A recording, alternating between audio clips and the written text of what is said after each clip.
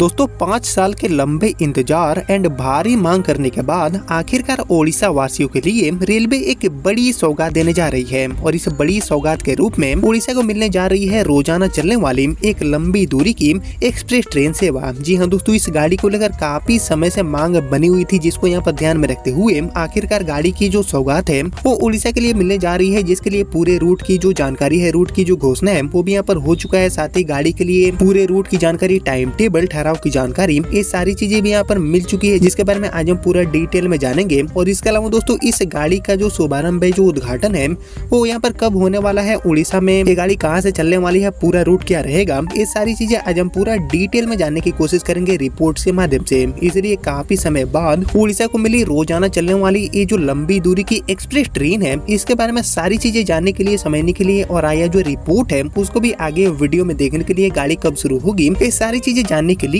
आप प्लीज इस वीडियो को ध्यान से देखिएगा और अभी से इस वीडियो को लाइक करके चैनल को भी सब्सक्राइब कर लीजिए। बाकी आइए शुरू करते हैं आज की इस वीडियो को एंड जानते हैं उड़ीसा को मिली रोजाना चलने वाली इस लंबी दूरी की ट्रेन सेवा के बारे में। तो दोस्तों ये जो ट्रेन मिलने जा रही है पूरी तरह से अस्थायी तौर पर उड़ीसा के लिए, इसको लेकर सबसे खास बात ये होगा कि ये गाड़ी रोजाना चलने वाली है। और जैसा कि आप जानते हैं कि रोजाना चलने वाली जो ट्रेनें हैं इनका मांग यात्री भर भर के करते हैं, तो ऐसे ही उड़ीसा वासियों की जो लंबे टाइम से चली आ रही मांग है, या फिर मैं कहूँ कि लगभग 5 साल से चली आ रही जो मांग है, उसको यहाँ पर पूरा करते हुए एक बड़ी सौगात देते हुए ये जो गाड़ी है इसको अब रेलवे शुरू करने जा रही है, जिसको लेकर सारी जो जानकारियां हैं वो भी यहाँ पर निकल के सामने आ चुकी है। बाकी दोस्तों उड़ीसा के जो रेल यात्री हैं उनकी हमेशा ही मांग रहती है कि गाड़ियों को डेली चलाया जाए, और इसी चीज को ध्यान में रखते हुए उड़ीसा को मिली अपनी जो पहली अमृत भारत थी, जो कि ब्रह्मपुर से उदना के बीच में चलती है, जिसका शुरुआत हुआ था एज ए व्हीकल के तौर पर। तो उसके फ्रीक्वेंसी को बढ़ाने का जो डिमांड है उसको ध्यान में रखते हुए गाड़ी को रेलवे ने पहले तो ट्राई व्हीकल किया और उसके बाद अब गाड़ी को रेलवे डेली ऑपरेट कर रही है। यानी कि उड़ीसा वासी चाहते हैं कि जो भी ट्रेनें मिले उसका संचालन यहाँ पर डेली बेसिस पर हो। और ऐसे ही दोस्तों उड़ीसा से बहुत ही एक इम्पोर्टेंट रूट पर ये जो ट्रेन है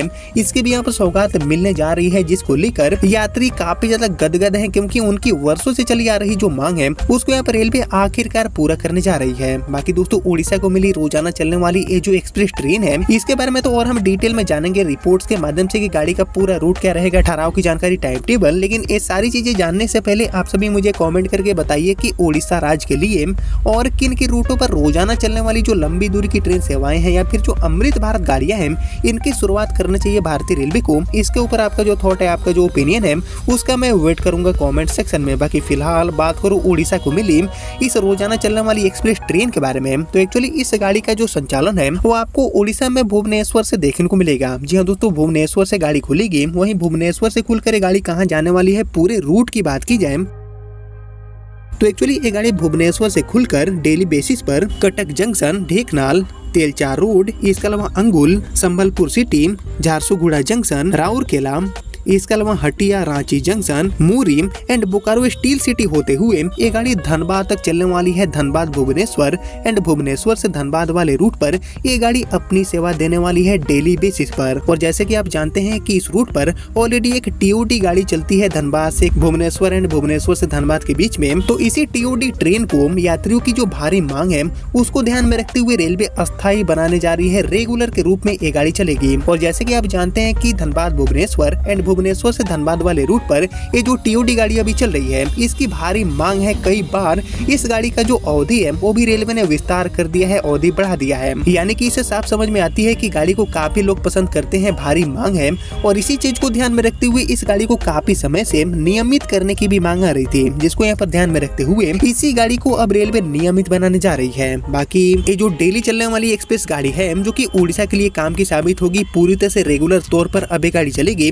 ये भुवनेश्वर से रोजाना रात में 8:25 पर खुलती है एंड अगली सुबह 11 बजे ये गाड़ी धनबाद पहुंच जाती है। बाकी यहाँ पर धनबाद से ये गाड़ी रोजाना शाम में 4 बजे खुलती है एंड अगली सुबह 7:45 पर ये गाड़ी आपको भुवनेश्वर पहुंचा देती है। यानी कि टोटल 15 घंटे एंड 45 मिनट का एक जो लंबा सफर है उसको ये गाड़ी तय करती है और टोटल डिस्टेंस कवर करती है 775 किलोमीटर। और एक्चुअली ये जो ट्रेन है वो एज ए ओवरनाइट ट्रेन बनकर चलती है, जिसके कारण इस गाड़ी का जो डिमांड है वो काफी ज्यादा हाई देखने को मिलता है। इस पूरे रूट के लिए। हालांकि दोस्तों इस गाड़ी को काफी समय से नियमित बनाने की जो मांग है, जो रिपोर्ट्स है वो की जा रही थी, रिपोर्ट्स निकल के आ रहे थे, लेकिन इसको लेकर सबसे जो नया रिपोर्ट है, सबसे जो लेटेस्ट रिपोर्ट है जिसके माध्यम से बड़ी खुशखबरी मिली है, उसकी अगर हम माने तो एक्चुअली 5 साल से ज्यादा समय से स्पेशल का जो टैग है वो लेकर साथ चल रहे धनबाद भुवनेश्वर धनबाद वाली जो टीओडी ट्रेन है, इसको अब रेलवे बहुत जल्दी नियमित बनाकर ऑपरेट करने वाली है। और इस ट्रेन का जो ठहराव है वो चंद्रपुरा में भी आपको देखने को मिलेगा, जो कि अभी तक नहीं है। और अभी धनबाद से खुलकर ये जो गाड़ी है वो पहला स्टॉप बोकारो स्टील सिटी पर लेती है, लेकिन अब चंद्रपुरा में ठहराव शुरू होने की जो मांग है वो लंबे समय से चली आ रही थी, जिस पर अब फाइनली मंजूरी की मुहर लग चुकी है। और एक्चुअली इस गाड़ी के स्पेशल से नियमित में बन जाने की वजह से हर दिन लेट लतीफी से जो छुटकारा है वो भी कहीं न कहीं इस गाड़ी को मिलेगा, जिसके बाद इस गाड़ी का जो मांग है, जो डिमांड है वो और भी ज्यादा बढ़ने वाला है, क्योंकि गाड़ी और भी ज्यादा पंक्चुअल हो जाएगी। बाकी दोस्तों काफी समय से इस रूट पर ट्रेनों की जो संख्या है वो भी बढ़ाने की मांग हो रही है, क्योंकि धनबाद भुवनेश्वर एंड भुवनेश्वर से धनबाद के बीच में गाड़ियों की भारी कमी है और एकमात्र ट्रेन चलती है वो भी नियमित नहीं है बल्कि टीओडी है। जिस चीज को ध्यान में रखते हुए इस रूट को लेकर रेलवे अब काफी गंभीर है और नई ट्रेनों की शुरुआत करने से पहले चल रही जो टीओडी ट्रेन है इसको ही रेलवे नियमित बनाने जा रही है, ताकि यात्रियों को किफायती यात्रा करने का जो मौका है वो इस गाड़ी में मिल पाए। क्योंकि स्पेशल का जो टैग है वो हट जाने के बाद स्पेशल वाला जो चार्ज है वो भी इस गाड़ी के टिकट में से हट जाएगा, जिसके बाद सस्ती यात्रा का जो मौका है वो यहाँ पर यात्रियों को मिलेगा। और सबसे इम्पोर्टेंट, गाड़ी के ऑन टाइम चलने के जो चांस है वो काफी ज्यादा बढ़ जाएंगे, क्योंकि गाड़ी नियमित हो जाएगी तो गाड़ी को रूट में आपको प्राथमिकता देखने को मिलेगी। स्पेशल ट्रेनों के कंपेरिजन में जो नियमित ट्रेनें हैं उनको ज्यादा प्रायोरिटी रेलवे देती है। तो ऐसे में कुल मिलाकर ये जो बड़ा फैसला है स्पेशल को नियमित बनाने को लेकर धनबाद भुवनेश्वर भुवनेश्वर धनबाद रूट पर, इसका जो सीधा फायदा है वो ओडिशा के साथ साथ झारखंड के जो लोग हैं, झारखंड के जो वासी हैं, उनको भी यहाँ पर मिलेगा। कोल कैपिटल से भुवनेश्वर या फिर उड़ीसा की तरफ, पूरी की तरफ होने वाली जो यात्राएं हैं उसमें आपको आसानी देखने को मिलेगी। लेकिन यहाँ पर बात करेंगे शुरुआत की, शुभारंभ की, तो एक्चुअली भुवनेश्वर से धनबाद के बीच में एज ए नियमित तौर पर इस गाड़ी की जो सेवा है वो कब से शुरू होगी, इसको लेकर अभी तारीखों की घोषणा होना बाकी है, क्योंकि रेलवे मंत्रालय ने अभी तक इसको लेकर नोटिफिकेशन नहीं निकाला है कि नियमित बन जाने के बाद इस गाड़ी का जो ट्रेन नंबर है वो क्या रहने वाला है। इसके अलावा टाइम टेबल एंड नए ठहराव की जो जानकारी है, जो नोटिफिकेशन है वो आना अभी बाकी है रेलवे मंत्रालय की तरफ से। लेकिन इसको लेकर जो रिपोर्ट मिले हैं उसके अकॉर्डिंग इस गाड़ी को बहुत ही जल्दी अब रेलवे नियमित के रूप में चलाने वाली है, यानी कि हम एक्सपेक्ट कर सकते हैं कि आने वाले कुछ दिनों या फिर कुछ महीनों के भीतर इस गाड़ी की सेवा एज ए नियमित तौर पर आपको डेली बेसिस पर देखने को मिलेगी भुवनेश्वर से धनबाद वाले रूट पर। जिसको लेकर अभी तक जो भी जानकारी मिली थी वो मैंने आपके साथ शेयर किया। जिसको आपने यहाँ तक देख लिया है तो प्लीज इस वीडियो को लाइक और ज्यादा से ज्यादा शेयर कर दीजिए। एंड मैं मिलता हूँ आप सभी से अगले वीडियो में, तब तक के लिए जय हिंद जय भारत।